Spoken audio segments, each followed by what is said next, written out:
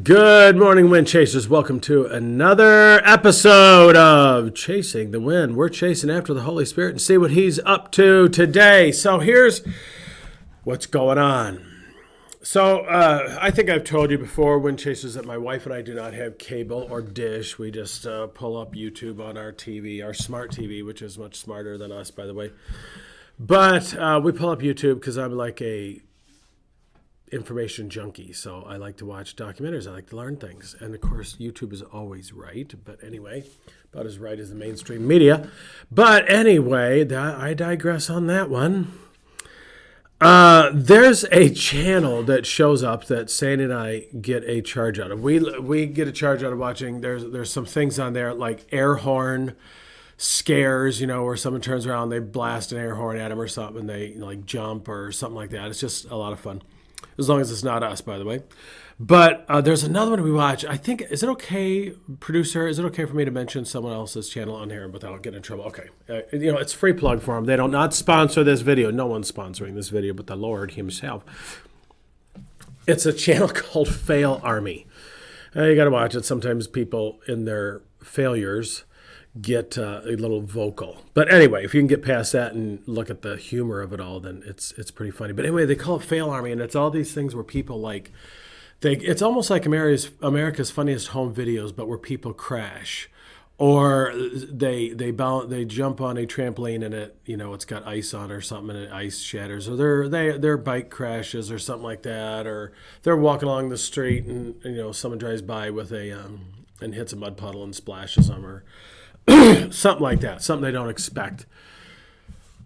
Crashes, those sort of things when they're out tubing on the lake or something. And so Sandy and I were watching this the other day, and usually I stop it before it gets to the end. But anyway, there was at the end of it, they had a really good question. I've been sitting with it. It's just kind of funny. My wife and I just roared when we read it. Here's the question, the gist of it. It might be a little off, but you'll get the idea. The question they ask: are you a success at failure? In other words, hey, if you are, then send in your. Have you had a failure? Are you part of the Fail Army? What a wonderful kind of name. We could all send in a video of that, couldn't we? If someone recorded it, of us. Falling off our horse or falling in the mud or something like that. Who knows? Anything. The ones we don't like is when chickens chase kids. We don't like it when kids get kind of freaked out. That ain't right. Don't do that to your kids, okay? So anyway, are you a success at failure? You a success at failing? Wow, and it seems almost paradoxical. Yeah, what are you successful at? Oh, I fail. Reminds me of this country song here a few years ago. I'm pretty good at drinking beer. I don't do too much else, but I'm pretty good at drinking beer. Okay, well, that's, if that's the best thing you got going for you, I guess. Woo, that'll make you a lot of money. It makes him a lot of money, at least the song. There you go. Are you a success at failing?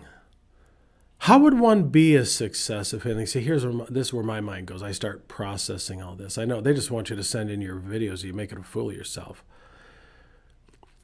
But we all fail, don't we? I love how the Bible is full of failures, which they're not failures. I love that. We might fail sometimes, but we are not failures. We are not failures. People are not failures. We do things sometimes, and we fail. We don't always do it right. We don't always do Christianity right. The disciples did not do Christianity right. I was thinking about this passage where Jesus says to Simon, Simon, it's Luke 22:31. It's right after the Last Supper. Simon, Simon, Satan has asked to sift you as wheat, but I have prayed for you, Simon, that your faith may not fail. So failure is not final. Failure is not final. And when you have turned back, strengthen your brothers. Jesus knew Simon was going to mess up. He was going to have a failure. The bike was going to crash. He was going to wipe out. He was going to do a face plant. But here's a beautiful thing. Jesus will catch him on the bounce. I love that. Years ago, and I'm talking years ago, I worked on a horse farm. We had a yearling that was going to go to the sale. His name was Lucky Bounce. Someone had heard the phrase on a newscast about a basketball player. Well, that was a Lucky Bounce. That was the horse's name. But I think about that as Jesus catches us on the bounce. He catches us on the rebound. And that's what he was doing, Peter. He goes, you're gonna fail. It's not gonna be final, but I'm gonna catch you. I'm gonna pick you up, and we'll do it over. We'll do it over. It's okay. We see this all through Scripture, people. Moses, murder, God used him. And of all things, he was a shepherd too. God seems to use shepherds. David was a shepherd. Jesus is called the Good Shepherd. It's kind of like saying the good car salesman, a good lawyer. If you're a car salesman or a lawyer, don't take that personally. You wouldn't have said a good shepherd. We all knew they were bad shepherds because bad shepherds were like the lowest of the low. You couldn't trust them. But Jesus used all those people. He used Jeremiah, who was a weeping prophet. He got the misfits with the disciples. He got the leftovers. And he got Paul, who was not a leftover, but was well educated, but had a few personal issues he had to work through. Personality issues, I should say. Paul was a little bit of a hair trigger. He was a real pistol. But all of them, with maybe you could argue the exception of Judas, were successful at failing. Oh my goodness, the disciples failed all the time. Remember when they came to Jesus and they said, we couldn't get rid of this demon. And the guy, I think it might have been the same thing. I might be getting my stories mixed up. Doesn't matter. You know what I'm talking about. The guy says, hey, your disciples couldn't pray this one out. And Jesus says, this kind of like comes out through prayer and fasting. Fasting being added in some manuscripts, if I remember correctly. They had to learn. They had to grow. Richard Rohr, I think it's in his book, Falling Upward, talks about the first half of our life, we're filling a container. I think it was kind of those storage tub kind of things.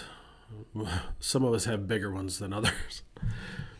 And we're filling them with all our experiences of life, our failures, the things, man, our regrets, man, I wish I could go back and do that better.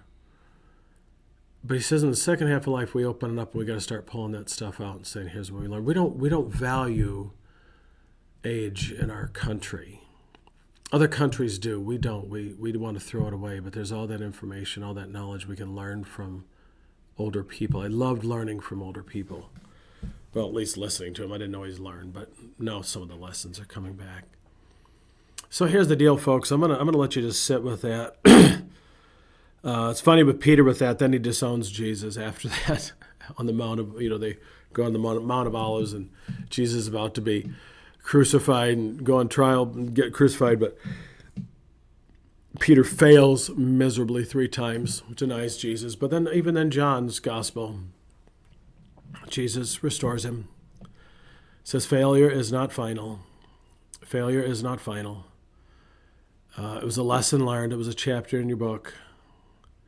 Let's write a new one. That's what I love about, I'm going to give you a little icon idea. Icon is not an idol. It is an image that brings us, it can be a means of grace. It can draw us closer into the presence of God. How about just a blank Post-it note? Put it in your cubicle at work. Put it on your desk at work. Put it on your mirror in your bathroom. Put one in numerous places. Just blank, nothing on it. A blank piece of paper to remind you that every day we have a blank sheet of paper to start a new story, to change the story, to write a new story with God. And may you be successful at failing. May you make a few mistakes so that you can learn from them. I remember a guy in Milwaukee, last thing I'm going to tell you, the guy in Milwaukee would when I was on staff up there as my first assignment, and young pastor. And something would happen, and Dave would kind of took my wife and I under his wings. Him and his wife did, and they were kind of mom and dad to us. And Dave would always say to me, I hated it when he'd say it to me. Ugh! I'd say, Dave, this, that, or the other thing happened. Right? You know what? It was terrible. And he goes, well, Mark, what did you learn from it? What? I don't want to learn from it. I want it to go away. Give me some pain reliever. What did you learn from it? That is how we are successful at failing. Nothing is wasted with God. Nothing is wasted with God. J.D. Walt says that. I like to say God doesn't waste a good crisis. He doesn't waste our failures. He says, all right, what are we going to do? You made it more interesting for me. What are we going to do with this?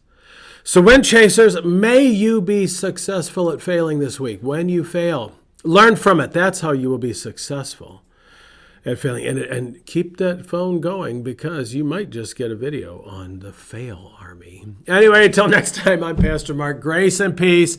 Keep chasing the wind, because the wind is chasing you.